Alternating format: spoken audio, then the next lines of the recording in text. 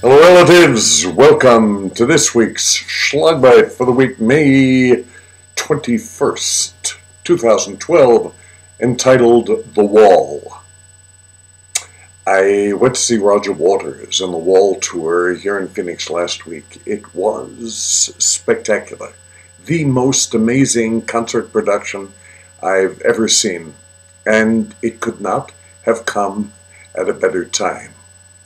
On the morning of the performance, the front page of the local paper featured stories about the cozy but illegal relationships that presidential campaigns have with super PACs, those organizations that raise cash for them.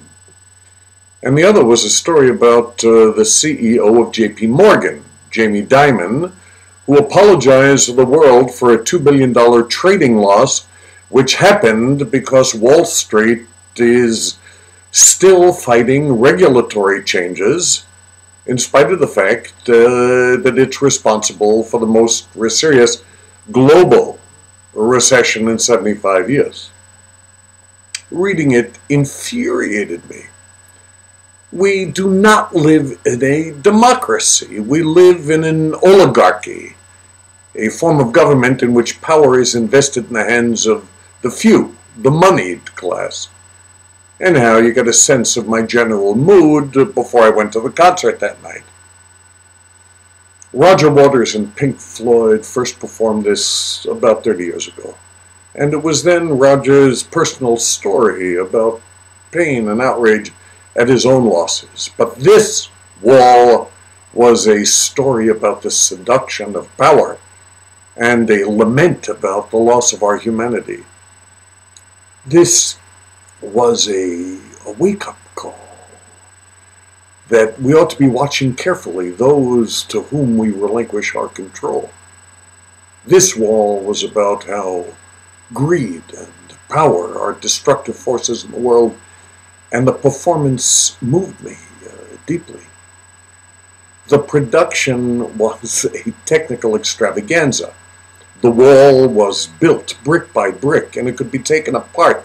It could be written upon. There was a giant video screen that featured powerful warscapes, rockets bursting and helicopters roaring and searchlights exploring. There were giant puppets that were dancing on stage, and gliding overhead was a remote-controlled little blimp in the shape of a pig that was covered with dollar signs.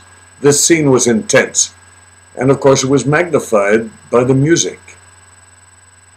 Roger Waters is an aging wizard who has mastered the message and this medium to tell a story that I believe in. I was carried away, and by the end I was standing up with at least 15,000 people, my fist raised and chanting, "Rise up!" And in that moment, I felt that it was still possible to believe that you can't fool all of the people all of the time, and that maybe our time has come. So that's what I'm thinking.